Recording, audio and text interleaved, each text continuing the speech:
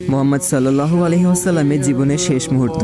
মাত্র 2 মিনিট চাচ্ছি সবার কাছে, এড়িয়ে যাবেন না। মোহাম্মদ সাল্লাল্লাহু আলাইহি ওয়াসাল্লামের জীবনের শেষ মুহূর্ত চলছে। হঠাৎ সেখানে একজন লোক এসে বললেন, সালাম, আমি কি ভেতরে আসতে পারি?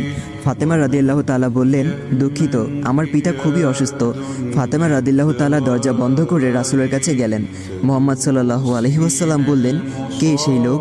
ফাতেমা বললেন, এই প্রথম আমি তাকে দেখেছি, আমি তাকে চিনি না। শোনো ফাতেমা, সে হচ্ছে আমাদের এই ছোট্ট জীবনের অবসানকারী ফেরেশতা আজরাইল। এটা শুনে ফাতিমার অবস্থা তখন ক্রন্দরত বোবার মতো হয়ে গিয়েছে। রাসূল সাল্লাল্লাহু আলাইহি ওয়াসাল্লাম বললেন, হে জিব্রাইল, আমার উম্মতের কি হবে? আমার উম্মতের নাজাতের কি হবে?